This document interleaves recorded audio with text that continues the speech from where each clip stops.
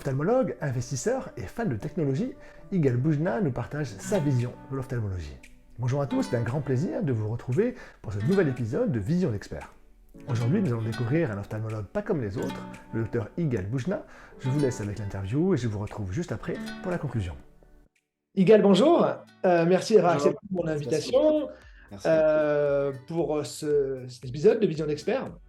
Je suis ravi de t'accueillir, un jeune ophtalmo qui monte, on va dire. Pour ceux qui ne te connaîtraient pas, je vais te laisser te présenter en quelques mots. Donc, je suis Yigal Boujna, je suis ophtalmo du coup, je suis installé depuis 5 ans et j'aime bien l'entrepreneuriat et j'aime bien la techno, donc du coup, c'est pour ça que je suis assez actif sur les réseaux et sur le terrain. D'accord. Merci. Tu t'es associé tout de suite au Centre Kléber à Lyon. Pourquoi ce choix? En fait, j'avais une sous-spécialisation, enfin, je m'étais plutôt formé en chirurgie réfractive quand j'étais à l'hôpital et j'avais plusieurs choses, plusieurs lieux plusieurs personnes qui m'ont démarché pour une installation. Et Kléber, c'est un grand centre à Lyon où il y a beaucoup d'ophtalmologues. Chacun est très spécialisé en quelque chose. Je trouvais qu'il y avait probablement une valeur ajoutée avec ma surspé qui n'était pas vraiment représentée et pas grand monde qui faisait ça là-bas. Je m'étais dit que j'allais avoir potentiellement 18 personnes qui allaient m'envoyer de la chirurgie réfractive. Bon, ça n'a pas été le cas parce que finalement, quand on est très spécialisé, finalement, on fait sa surspécialisation et on ne voit pas beaucoup de patients qui demandent autre chose que sa surspécialisation. Mais bon, j'étais content quand même d'intégrer un grand groupe qui avait un nom, qui faisait bien les choses. Voilà, donc ça a été finalement assez facile d'intégrer quelque chose qui marchait déjà. Voilà. Après, c'est vrai que comme j'ai intégré quelque chose qui marchait déjà et qui avait sa façon de fonctionner, c'était pas ma façon vraiment de fonctionner. Et donc progressivement, on a essayé de modifier les choses avec l'intégration de nouveaux jeunes. Parce que quand on a des fossés générationnels entre les personnes, souvent on peut ne pas avoir la même vision de l'ophtalmologie de demain et ça peut faire que la machine elle met du temps à se mettre en place. Voilà. D'accord, très bien. Alors, ça fait maintenant 5 ans que tu es ophtalmo, on le disait. Pourquoi est-ce que finalement tu as choisi l'ophtalmologie alors que, bon, avec le classement que tu as dû avoir, tu aurais pu t'ouvrir sur n'importe quelle spécialité? Alors, j'ai choisi ophtalmo parce que c'était médico-chirurgical. Et je m'étais dit que s'il se passait quelque chose, si je pouvais ne plus opérer, potentiellement, je pouvais faire de la médecine. On est tous médecins, et puis moi, je fais du psoriasis, et du coup, je m'étais dit, si demain, je fais un rhumatisme psoriasique et je ne peux plus opérer, et ben derrière, je peux toujours consulter. Donc ça, c'était une des choses qui a motivé mon choix de spécialisation. L'autre chose, c'est au côté un peu prestigieux de la spécialité. Quand on fait médecine, l'ophtalmo, c'est un peu prestigieux. Effectivement, on gagne bien sa vie, et donc pareil, je voulais avoir un confort de vie, et ça, c'est une des choses aussi qui m'a fait choisir l'ophtalmologie. Et je voulais pas de garde, avoir une vie de famille. Je trouvais que l'ophtalmo, c'était vraiment le truc qui s'y prêtait le mieux. Et au final, je suis très content d'avoir choisi ophtalmo. Déjà, pour le côté, effectivement, moi j'aime bien tout ce qui est technologie. On est vachement aidé par l'imagerie. Aujourd'hui, on peut faire des diagnostics sans voir le patient. Alors, c'est pas que c'est ça qu'il faut faire, hein. En tout cas, on a une technicité, une technologie qui est assez importante et qui fait qu'on voit vraiment beaucoup plus de choses que juste notre œil. Et ça, j'aime beaucoup. Voilà, donc pour toutes ces régions-là. Et puis aussi, la chirurgie, je voulais faire de la chirurgie. Je trouvais que la microchirurgie, c'était vraiment ce qui me plaisait le plus. En plus, en ophtalmologie, il y a vraiment le côté on-off, c'est-à-dire que le patient il a un problème, on l'opère, il n'a plus de problème, et avec des résultats très rapides. La cataracte, c'est l'exemple le plus criant. Et du coup, je trouve ça assez valorisant pour un médecin d'avoir des effets très rapides d'un traitement. Donc je crois que l'ophtalmo, c'était vraiment très bien pour ça. D'accord, très bien. Donc, du coup, on l'a dit, Kléber, hein, au centre de Lyon. Mais depuis, tu as ouvert d'autres centres, La Côtière, Chazé. Ce sont des centres secondaires ou des PAO? Ce sont des centres secondaires. Alors, on a créé des cabinets où certains ophtalmos. Alors, le premier que j'avais fait, je l'avais fait un petit peu en partenariat avec Kléber, où certains ophtalmos de Kléber venaient consulter dans l'endroit qui était un peu décalé. Il y a d'autres médecins qui nous ont rejoints dans l'autre endroit, et là, pour le coup, c'est leur cabinet principal. Et finalement, avec le temps, les gens de Kléber viennent un petit peu moins souvent, ils ont moins le besoin. Ils viennent un petit peu, certaines personnes viennent pour leur surspécialisation. Donc ça apporte aux patients un côté un peu, une technicité qu'ils n'auraient peut-être pas eu dans des endroits qui sont un petit peu plus reculés. C'est pas très loin de Lyon, c'est 30-40 minutes. Donc du coup, ça reste quand même assez accessible pour des Lyonnais, mais ça permet à ce que des personnes qui habitent un petit peu encore plus loin puissent venir et c'est plus simple pour eux. Moi, je trouve ça pas mal que l'ophtalmo se déplace un peu, que le patient se déplace un petit peu, et derrière, ça répond à une demande qui est décalée et ça permet d'engorger un petit peu l'accès en ville qui peut être un petit peu compliqué. Et donc, on a créé, donc, du coup, le premier, c'était à Montluel, et là, on a créé récemment, en fin d'année dernière, à Chazet et Azergues. C'est pareil, une demi-heure, trois quarts d'heure de Lyon, de 30-40 minutes. Initialement, ce projet-là était plus gros. J'étais parti, enfin, je suis toujours parti, mais pour créer des maisons de santé pluridisciplinaires. Quand je cherchais un lieu, en fait, on m'a proposé des locaux. Et derrière, j'avais un grand plateau. Je me suis dit, qu'est-ce que je vais faire de ce plateau-là? Et puis après, en discutant, il y a d'autres médecins qui ont voulu faire. Donc, en fait, j'ai intégré des médecins généralistes, un médecin du sommeil, un médecin d'esthétique, un dentiste, enfin, un médecin dentaire. Enfin, il y a plein de choses. Et globalement, on crée une maison de santé. Euh, donc ça, c'est un travail qui est bien plus important que créer un cabinet. C'est beaucoup d'administratif. Je me suis fait aider sur l'administratif. Après, il y a des aléas dans le, quand on entreprend et quand on crée des projets. Là, surtout, c'est l'immobilier. Ça arrive très souvent que les promoteurs immobiliers ne soient pas hyper clean. Et du coup, on devait acheter de locaux et l'achat est décalé, donc le projet est un peu décalé. Donc là, on a commencé par un petit cabinet d'ophtalmo classique, on a quand même un médecin généraliste qui nous a rejoint. Et le but, c'est de créer une plus grosse structure pour créer un pôle de santé dans un endroit où ça manque de praticiens. Donc finalement, sur une démarche entrepreneuriale, on va faire une démarche un peu politique pour aider un petit peu sur la démographie. Et puis actuellement, on est en train de aider aussi pour en créer un autre dans l'est de Lyon. Pareil, il y a un promoteur, un truc, ça prend du temps. Et après, maintenant, comme j'ai cette démarche-là, c'est soit des médecins, soit des promoteurs qui une démarche et du coup, on fait des projets. Pour l'instant, c'est pas adossé à Kléber. On se pose la question de l'adosser au cabinet principal. Avec le rajeunissement des personnes, probablement que ça sera un petit peu plus le cas, surtout que quand on rentre à Lyon, on en discutera après, mais ça devient de plus en plus compliqué de consulter dans une grande ville où il y a beaucoup de gros centres et donc les patients sont un peu plus rares et donc un ophtalmo, il peut avoir une activité un centre périphérique, un centre dans le centre-ville, comme ça sa semaine elle n'est pas que à se faire de la route. D'accord.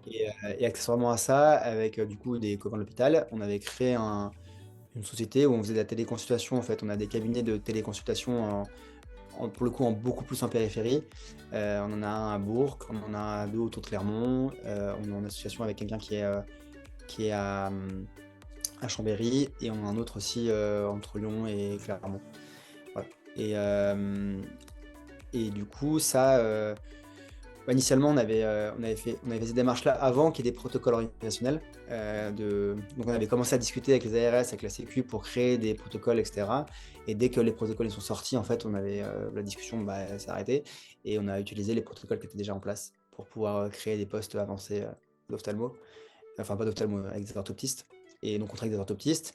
Et en fait, les patients, ils restent au niveau local. Ça veut dire que si un patient a une pathologie, moi, je ne le ramène pas à Lyon. Ce n'est pas mon intérêt.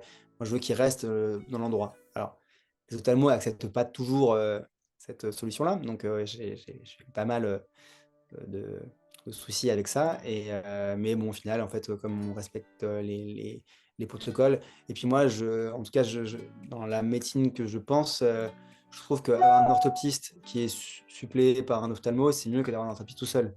Et donc je pense que voilà, nous, ce qu'on fait, c'est qu'on fait tout à tout le monde. Même quand ils sortent du protocole, on leur fait quand même des images qu'on lit et on prend ce temps-là, alors qu'on pourrait ne pas le faire, pour que en fait, le patient soit le mieux pris en charge possible. Alors effectivement, c'est une santé j'espère que c'est moins bien qu'avoir un ophtalmo, mais je pense que c'est mieux que rien avoir. Dans les endroits où il y a un an de délai, ça répond à une demande et je trouve ça vachement bien, en tout cas. D'accord, très bien. Donc beaucoup d'activités. Tu nous parlais des délais de rendez-vous donc à Lyon qui sont très faibles aujourd'hui. On parle de 26-28 jours sur une moyenne nationale, avec encore des endroits Tu le disais également, où on était à 6, 8 mois, 1 an. Sur Lyon, maintenant, il n'est pas très compliqué de trouver un rendez-vous dans la semaine. Et donc, du coup, j'ai compris, hein, tu as ouvert ton champ des possibles avec des centres un peu périphériques, mais j'ai l'impression que ce n'est pas la même démarche, hein. J'ai pu en discuter avec Étienne Gardéa, qui lui avait tendance à penser que le gros centre était sur la grande ville, la grande métropole, et puis ensuite on allait chercher les patients en province pour les ramener sur le centre principal pour l'opérer ou pour le traiter sa pathologie. A priori, c'est pas tout à fait ce que toi tu fais. Non, moi, c'est vrai que les cabinets qu'on fait en périphérie, au contraire, on veut qu'ils soient. Alors après, c'est des cabinets avec des médecins, donc il n'y a pas de. Il y a Ouais. des orthoptistes ou des optos, mais il y a des médecins qui sont sur place. Et en fait, le but, c'est que de proposer une offre de soins à des gens qui sont un petit peu reculés. Alors, ils ne sont pas aussi reculés. Enfin, alors, nous, alors, à Lyon, effectivement, on n'a pas beaucoup de délais. On a maxime. Enfin, alors après, quand on est installé, on peut avoir un peu plus de délai. Moi, je pense que j'ai 1 semaine à 2 semaines de délai, et ça me suffit, hein, en vrai. Parce que Oui. quand j'ai plus de délai, j'aime pas spécialement parce que derrière, ça me donne plus laxité pour les urgences et pour acheter des gens que je connais, voilà. Mais du coup, quand j'ai 2, 3 semaines, ça va, je suis content. Mais à Lyon, effectivement, on a des rendez-vous dans la semaine et voire dans la journée. Il y a pas mal de centres qui sont montés avec des rendez-vous presque illimités. Donc en fait, les gens, ils consomment, enfin, c'est pas qu'ils consomment, mais ils vont avoir des rendez-vous rapides. Et quand on veut un renouvellement de lunettes, objectivement, on s'en fout d'avoir un praticien plutôt qu'un autre. Alors, si on a sympathisé avec quelqu'un ou qu'une personne nous a bien pris en charge, on va avoir envie de retourner vers la personne. Mais il y a quand même beaucoup de patients qui ils veulent juste le service de la lunette. Et ce service-là, voilà, ils vont dans n'importe quel centre et ce service-là, ils vont l'avoir. D'accord. Donc, je reconnais un peu ton côté optimiste. Tu vois plutôt la flexibilité de ton agenda. Donc, du coup, c'est pas vraiment inconfortable. Mais par contre, je vois que tu agis pour régler le problème, quoi. Oui, oui. Bah, alors après, enfin, depuis que je m'installais, et puis même maintenant, j'ai jamais ressenti. Alors, moi, en tout cas, pour ma pratique à moi, j'ai pas ressenti la baisse de rendez-vous. Parce qu'en fait, comme je communique beaucoup, j'ai un gros réseau, enfin, j'ai pas eu de problème particulier à remplir mes agendas. Mais c'est sûr qu'un jeune qui s'installe, et on a vu au cabinet aussi de personnes qui n'arrivaient pas à remplir, on remplissait pas. Ou alors sur des jours de remplat, le patient va choisir plutôt un titulaire plutôt qu'un remplaçant. Donc on voyait que c'était compliqué à remplir les, euh, les plages. Et ça, c'est une modification parce qu'avant, effectivement, on ne se posait pas la question. Un ophtalmo, il s'installait, il avait des délais.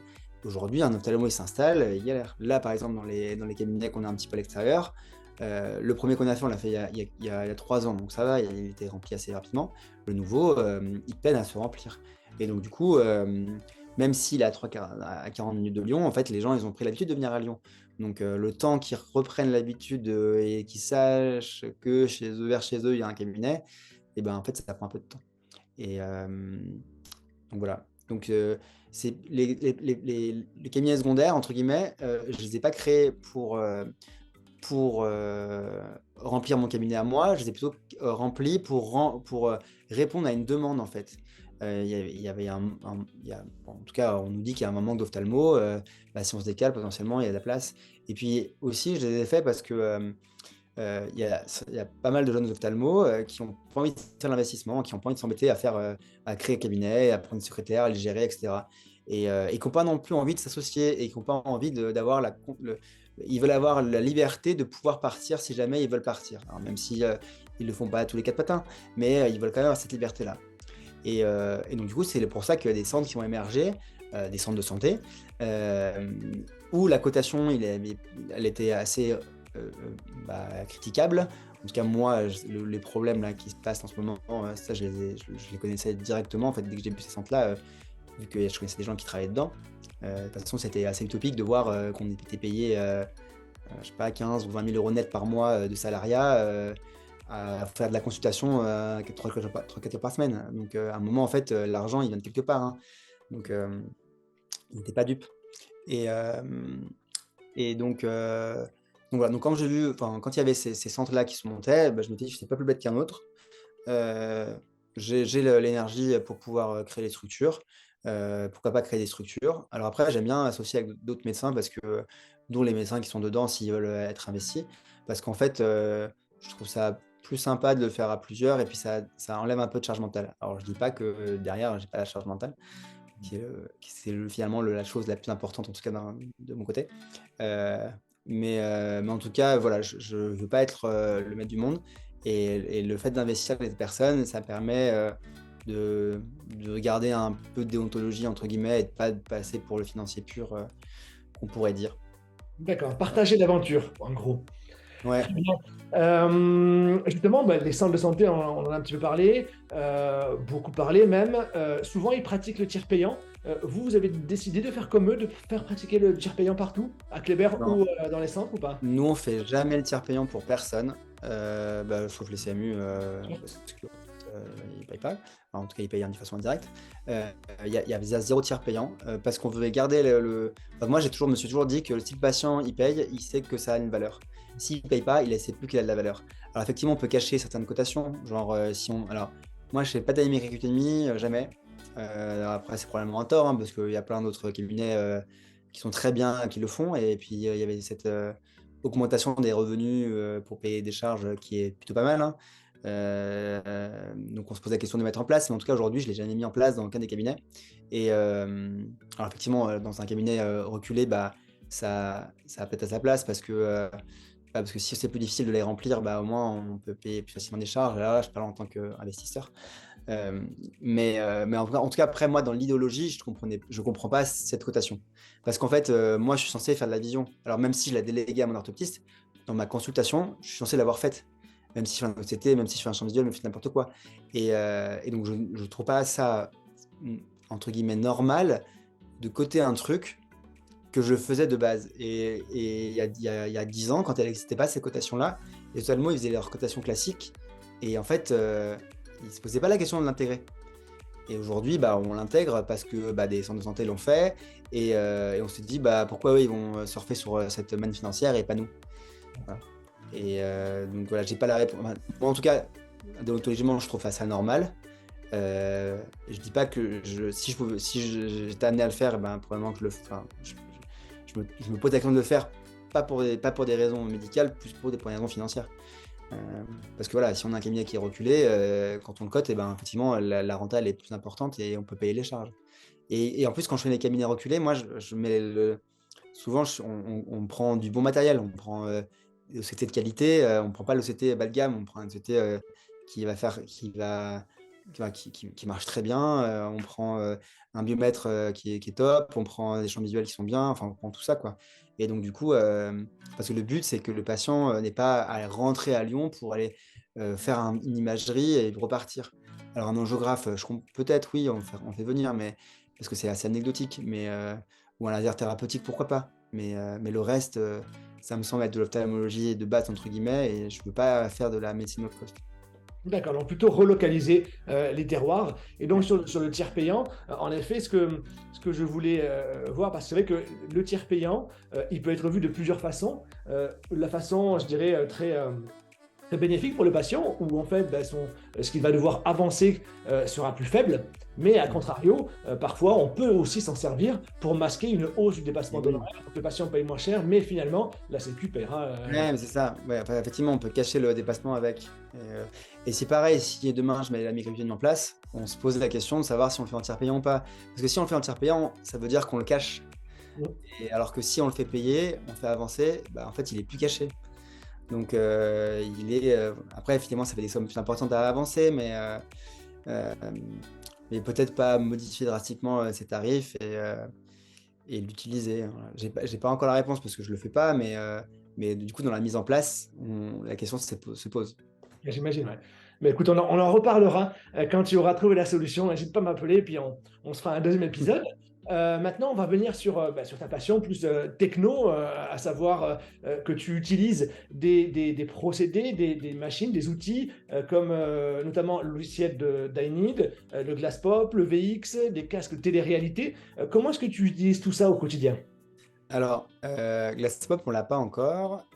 C'est dur enfin, dans les cabinets où je suis, c'est difficile. Alors, j'aimerais bien l'avoir parce que je trouve ça bien. Et puis, J'aime beaucoup. Moi, j'aurais pas été capable de créer la machine qui va remplacer notre travail de la vision. On m'avait proposé de le faire et j'ai jamais osé y aller parce que j'ai fait beaucoup attention à l'image. Alors, même si maintenant je fais plus moins attention parce qu'au final, quand on entreprend, il y a plein de gens qui nous aiment pas. Mais c'est vrai que je voulais pas être la personne qui créait la machine qui allait remplacer l'ophtalmo, en tout cas sur sa partie vision. Euh, donc, moi, Glasswap, ce serait super bien. L'intégrer dans mon circuit, j'aimerais bien. Après, c'est juste que déjà, dans mon cabinet principal, on manque un peu d'espace. Euh, et, euh, et les équipes ont du mal, des fois, à accepter le fait de remplacer une personne humaine par une machine. Et, euh, et donc déjà aussi, quand on travaille avec les optos, la vision, c'est hyper important pour eux, parce que finalement, c'est ce sur quoi ils sont le plus mieux formés, et même beaucoup mieux formés qu'un ophtalmo, hein, objectivement, et encore plus qu'un orthoptiste. Donc on nous apprend très peu à faire de la vision. Et donc du coup, si on dit que la machine, elle fait mieux ou elle peut les remplacer, bah, ça veut dire que eux, ils servent plus à grand-chose. Donc, donc le côté glass pop, je trouve ça vachement bien, mais ça dépend, je pense, du flux de patients qu'on peut avoir au cabinet, et ça dépend de notre, du fait qu'on puisse accéder facilement ou pas à un ortho ou un opto. Si c'est facile d'accès, je trouve ça compliqué à mettre en place. Si c'est difficile d'accès, potentiellement, ça peut être quelque chose de vraiment une aide assez importante. Et je trouve ça Parce qu'en fait, au départ, on a beaucoup forcé sur la technologie parce que l'objectif était de faire en sorte que l'ophtalmo soit de plus en plus performant, productif. Mais Ouais. quand on arrive maintenant à ce que sa productivité baisse par manque de patients, du coup, on ne comprend plus vraiment le but, quoi. Eh ben, oui. Alors après, il y a quand même des endroits où il y a quand même beaucoup de demandes, et donc ça répond à la demande. Et puis voilà, quand on n'a pas les orthoptistes pour pouvoir faire la vision, bah, ça nous aide quand même vachement. Donc je trouve ça hyper bien. Et puis, Florian, il est hyper sympa. Enfin, ils sont très très forts. Ils communiquent hyper bien. Et puis ils connaissent plein de trucs sur plein de trucs. Donc déjà, les personnages, ils sont hyper bien. Et, et après, iNeed, on l'a utilisé quand on dit la téléconsultation, parce on utilise son logiciel pour pouvoir envoyer les ordonnances, faire la téléconsulte parce que c'était connecté avec notre logiciel. C'est vachement bien.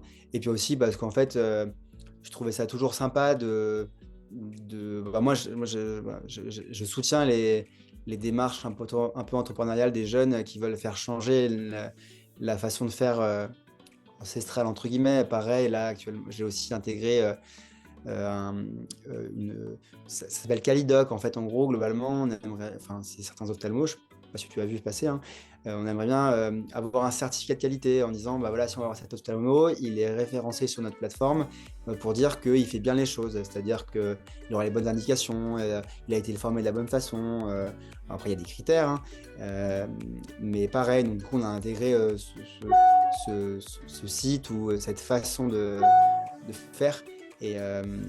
Et donc, de la même façon, comme à iNeed, je participe aux autres projets des copains, entre guillemets, qui veulent faire changer un petit peu l'ophtalmologie.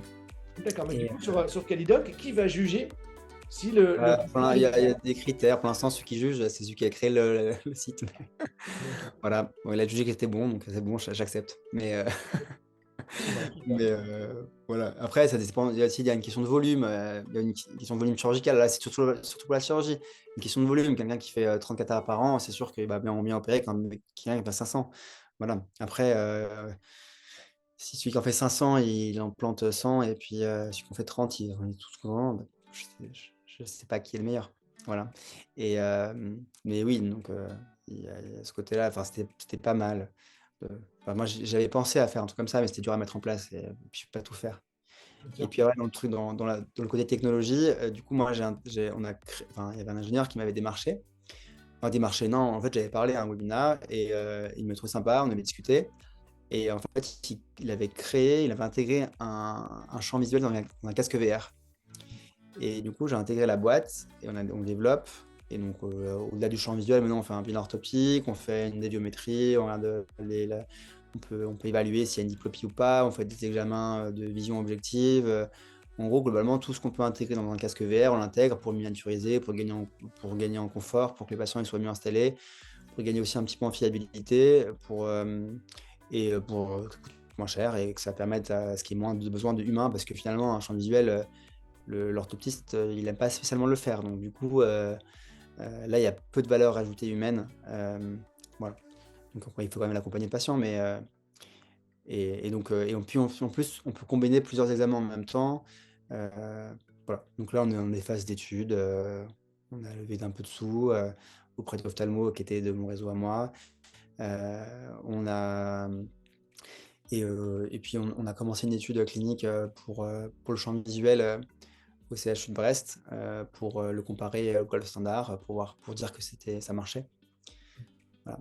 Et aussi, bah, je suis dans une boîte un peu plus, enfin, un peu différente. Ça c'est, on fait de l'intelligence artificielle en médecine et c'est plutôt antévasculaire et là, ce serait plutôt pour corréler, des examens cardiologiques et des examens ophtalmologiques. Enfin, en gros, corréler des angioscans à des rétinophotos. Donc moi, c'est plutôt côté rétinophoto, même si ma spécialité, c'est plutôt la cornée. Bah après, voilà, lire une rétinophoto, ça va, j'arrive à reconnaître les vaisseaux. Donc, donc voilà, donc on fait ça. D'accord. Et donc voilà, j'aime bien côté, tout ce qui est techno, j'aimerais bien, je trouve ça vachement bien, ça m'intéresse. Et puis voilà, comme je fais de la chirurgie réfractive, c'est le côté laser, ça fait un peu genre nouvelle technologie, et bah je trouve que ça va avec, c'est sympa. D'accord, Voilà. super. Et donc, du coup, casque de VR, glace pop, etc. Est-ce que tu as une vision, alors forcément pas ultra claire, mais une vision à 10 ans, à 20 ans de l'ophtalmologie? Est-ce que tu vois des changements majeurs? Alors, moi, je pense qu'on va avoir moins de patients, ça va dire le côté, et probablement que l'ophtalmo demain, il gagnera peut-être moins sa vie. Euh, Ou alors il travaillera peut-être moins. Ça veut dire qu'au lieu d'aujourd'hui, un ophtalmo, il va travailler 4 jours par semaine, peut-être qu'il passera plutôt à 3 jours. Hem, je pense aussi que, ce qui va rester, comme on gagne en technicité, en technologie, ce qui va rester, c'est la relation et c'est ce que j'essaie de développer. Alors je sais pas si ça les gens ils disent ça, mais le côté relationnel, le côté, «médecin» entre guillemets qui écoute un peu son patient, je trouve ça, je pense que c'est l'avenir parce que je pense que c'est ce qui va rester. Et ce qui va faire que les patients vont être, vont être fidèles à un ophtalmo ou un médecin, c'est le côté relationnel. Parce qu'aujourd'hui, la demande, elle va être inférieure à l'offre. Et surtout, et là aujourd'hui, on est qu'au début parce que nous, on voit à Lyon, on est passé de 5-6 par promo à 10-12 par promo. Donc en fait, ces jeunes-là, ils vont s'installer. Et donc, c'est sûr qu'il y a des patients qu'on va perdre. Donc, l'ophtalmo de demain, je pense pas que ça soit au volume. Et donc, ce qui reste, c'est la relation avec les gens. Alors, c'est ce que j'essaye de développer. Alors, je dis pas que toujours je le fais, hein, parce que des fois, quand on est en retard, eh ben, on va aller vite avec un patient. Et puis, je pense que l'ophtalmo de demain, c'est plutôt prendre le temps avec son patient et effectivement être aidé par tout ce qui est techno, par l'IA. Il y a même des boîtes. Davis Majai, il est sur une boîte, d'ailleurs, ce serait l'interview, David, qui fait de l'IA sur le segment antérieur. Euh, j'avais demandé à intégrer, mais ils n'avaient pas besoin de moi, donc je n'ai pas pu y aller. Mais donc ils font de l'IA sur le segment antérieur où la lampe à fente, elle diagnostiquerait des choses en fonction des images qu'on lui a donné à manger. Euh, voilà, donc il y aura l'IA dans tout. On a un des internes qui a fait sa thèse sur des rétinophotos dépister des glaucomes en fait. Donc, il corrélait les rétinophotos à l'OCT. Comme ça, sur les rétinophotos, on pouvait diagnostiquer le glaucome. Donc il y a beaucoup de choses qui sont faites et donc on va avoir pas mal d'aides diagnostiques. Et on sera quand même à un pied d'avion en fait. On aura des choses qu'on va nous donner et ce sera à nous de prendre la décision de choisir le diagnostic et le traitement avec les outils qu'on nous a donnés pour prendre en charge encore mieux les patients. Ok, donc en effet, un avenir passionnant. On voit aussi que les orthoptistes bientôt vont avoir le droit de faire de la prescription.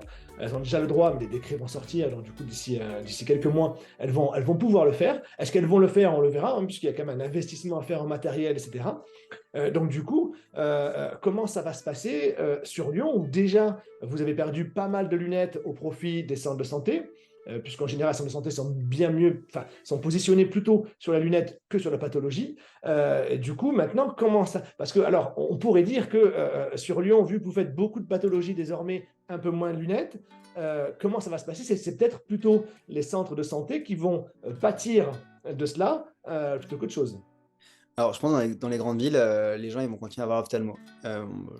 Moi, j'ai l'expérience, hein. On a un orthoptiste avec qui on travaillait, du coup, dans le cadre de la téléconsulte, qui était en libéral, qui ouvrait son cabinet où il voulait. Et en fait, il était dans un endroit, il y a un ophtalmo qui s'est installé, un centre qui s'est mis en face.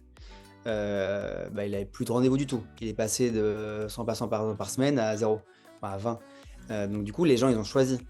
Après, on verra si les gens vont encore choisir, hein, mais ils ont quand même choisi. Donc, globalement, ils préfèrent encore voir l'ophtalmo. Je ne sais pas si dans 10 ans, ils préféreront faire ça, mais surtout avec les standards qu'on a.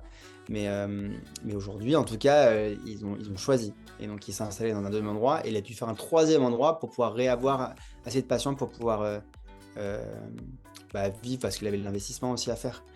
Donc, je pense que dans les grandes villes, ça ne va pas modifier beaucoup la démographie. Voilà. Et par contre, je pense que ça va répondre peut-être à un problème de santé publique dans les endroits qui sont un peu reculés, si ces orthoptistes ont envie de vivre dans ces endroits-là. Parce que pareil, en fait, s'il n'y a pas d'ophtalmo, c'est qu'il n'y a pas le problème de démographie, c'est le problème de tout le reste. C'est-à-dire que s'il n'y a pas d'école pour les enfants ou s'il n'y a pas d'endroit pour aller au cinéma, pour sortir, pour aller manger au resto, effectivement, c'est sympa d'avoir une maison avec du terrain. Mais en fait, à un moment, on a envie de faire des choses. Bon, il y en a tous, on est tous une génération, en tout cas, je me mets dedans, les plus jeunes, qui consommons des loisirs ou des choses. Et en fait, si on nous donne pas ça, derrière, on va pas être heureux. Donc c'est pour ça qu'on s'installe en ville, en fait. C'est pour ça qu'on reste ou proche des villes. C'est parce qu'on a envie d'avoir une activité du social et voir les copains et que si notre femme elle n'est pas médecin et qu'elle travaille. Et donc c'est ça qui est compliqué dans les endroits qui sont un peu plus reculés. Voilà. Après, Donc, est-ce qu'il va avoir envie d'aller là-bas?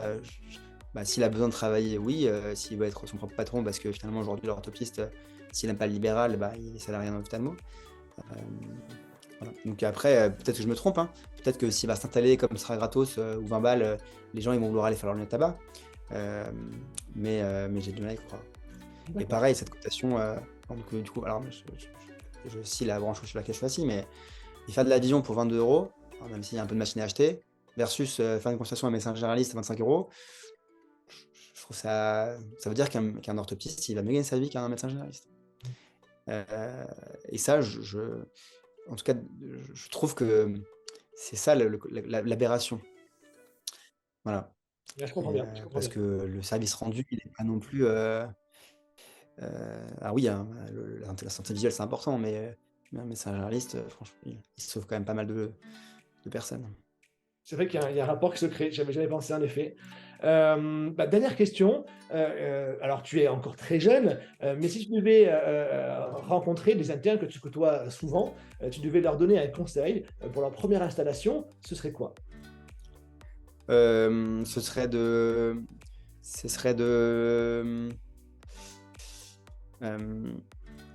Alors, c'est vrai que moi, mon premier truc à faire, c'est de regarder les rendez-vous. En fait, si aujourd'hui, celui qui a le leadership sur le rendez-vous, c'est Doctolib, donc on va sur Doctolib, on regarde les délais de rendez-vous, et il y a un endroit où il y a 100 rendez-vous dans la semaine de disponibles, de partout, je ne suis pas sûr que ce soit une bonne idée d'aller s'installer dans ce endroit-là. Voilà. Ou alors, il acceptera de galérer pendant longtemps le temps de faire sa patientèle. Mais ça peut prendre vraiment du temps. Et puis, vu qu'on a connu, et puis ils remplacent aussi, donc on a connu quand même beaucoup de travail dans une journée d'ophtalmo, de passer de 50 par jour à 10-15, je trouve que ça serait très compliqué à accepter. Donc moi, je conseille plutôt de regarder un endroit où il y a peut-être moins de demandes pour aller, moins d'offres, pardon, pour aller dans cet endroit-là. C'est vrai que moi, j'aime bien le cabinet avec plusieurs médecins parce que ça permet de partager des charges. Ça ne veut pas dire qu'à la fin, on a moins de charges, mais en tout cas, on a peut-être une technicité qui est plus importante ou meilleure. Voilà, je leur conseille pas d'aller dans des centres de santé. Je trouve que ça a dégradé vachement notre image. Et je trouve qu'on fait pas de la médecine de qualité. Parce que moi j'ai toujours dit, côté business, je l'ai, et puis je l'ai accepté un peu tardivement, mais je l'ai quand même accepté. Et moi, je mets toujours le patient ou la médecine avant le business. Et moi, je trouve que ça devrait être la normalité pour tous les médecins. Un centre de santé, il n'est pas là, le patient avant la business, hein. Le but, c'est de faire des montages pour pouvoir récupérer le plus d'argent possible. Et voilà, moi, j'ai du mal à me dire qu'il faut intégrer un centre de santé quand on est jeune. Alors après, voilà, ça a répondu à une demande. Aujourd'hui, les gens, ils étaient contents d'avoir des rendez-vous, hein. Et ils y ont été, et puis il y en a qui retournent. Donc, ça répond à une demande. Mais effectivement, il faut mettre quand même un garde-fou à la surcotation. Parce que, finalement, c'est nous qui en pâtissons. C'est nous qui allons avoir des décotes. Parce qu'on va dire, là, il y en a qui ont abusé, et du coup, on va avoir de la décote. Et derrière, ça va être finalement, on va pas vouloir modifier notre cotation à nous. On va modifier quoi? La part patient. Donc, c'est le patient qui va payer de plus en plus. Ouais. Et voilà. Donc, Ok. mon conseil, c'est de peut-être faire une association et de créer quelque chose de sympa, ou alors trouver quelqu'un qui a envie de les aider à faire, et puis associer avec lui. Voilà. Bien sûr. Mais Super. c'est indépendant, parce que moi, je trouve ça hyper bien d'être indépendant. Donc, en tout cas, plutôt du travail de groupe, plutôt que du travail isolé et seulé dans son coin. Ouais, isoler dans son coin, je trouve ça dommage. Après, il y a des gens par contre, il y a des gens, ils sont pas faits pour l'association. Parce que humainement, ils n'arrivent pas à faire des choix à plusieurs, à laisser une partie de leur activité. Enfin voilà. Et donc, ces personnes-là, je pense qu'elles se connaissent, elles savent qu'elles ne peuvent pas être faites pour faire un cabinet avec d'autres personnes. Mais la plupart des gens sont quand même assez équilibrés, et ils arrivent à faire des concessions sur certaines choses. Parce que l'association, c'est pas parfait, hein, et il n'y a pas d'association parfaite. Et donc, c'est pas mal de concessions, et des moments qui sont sympas, d'autres moments qui sont moins sympas. Et plus on est beaucoup dans une association, plus c'est difficile de prendre des décisions. Ça. À moins que vous Ouais, ayez un 18. bon manager, bien recruté, et qui du coup, ouais, capable de fédérer. ouais, mais le problème, c'est que le manager, il faut lui laisser les clés et prendre des décisions. Et si on ne lui laisse pas de prendre des décisions, il s'essouffle et il s'en va. Et il y a plein de médecins qui pensent que, alors, comme on a fait beaucoup d'études, on se sent peut-être des fois, alors je ne me mets pas dans le lot, mais supérieur aux autres, en étant le sachant. Sauf qu'en fait, on a fait 0 étude de compta, 0 étude de management, 0 étude de marketing, 0 étude de gestion. Et en fait, finalement, on sait faire très bien l'ophtalmo ou la médecine. Le reste, on ne sait pas vraiment le faire. Alors, on apprend un petit peu par mimétisme d'autres personnes, ou éventuellement des petites formations, ou parce qu'on a parlé à Pierre Paul. Mais des fois, il faut quand même laisser de la place à ces managers. Moi, je sais que dans les cabinets secondaires, on a des managers à chaque fois. Souvent, il est ortho ou opto, parce que c'est quand même moins cher, ça nous revient moins cher. Mais à Kléber, en tout cas, on a 2 managers de centre. Un qui fait le management et un qui fait le RH. Et c'est indispensable. Et quand je suis arrivé, moi, on avait juste une secrétaire qui était là depuis longtemps, et qui faisait un peu les plannings, et les médecins géraient. Et en fait, enfin, moi, je suis hyper pro manager. Donc, ça nous a vraiment changé d'avoir quelqu'un qui était formé pour ça. Et voilà. Bon, très bien. Eh bien, écoute, merci Igal. Je te remercie pour d'être venu. Ça m'a appris beaucoup de choses. J'espère que nos auditeurs aussi. Et je te dis bon courage pour tous tes projets. Merci beaucoup. Et on se revoit bientôt. À bientôt. Salut. Voilà, je vous retrouve pour la conclusion de cet épisode de Vision d'Expert. J'espère qu'il vous a plu, qu'il vous a appris les choses. Ça a été un plaisir pour moi de recevoir Igal, un ophtalmologue atypique par son côté investisseur, mais toujours dans l'objectif de trouver des solutions pour le patient. Mon objectif étant de vous apporter toujours plus de valeur. N'hésitez pas à me dire ce que vous avez apprécié et ce que vous aimeriez que j'améliore. Voilà, merci d'avoir regardé ce numéro jusqu'au bout. N'hésitez pas à liker et à partager. Je vous souhaite une belle journée et je vous dis à très vite pour un nouvel épisode.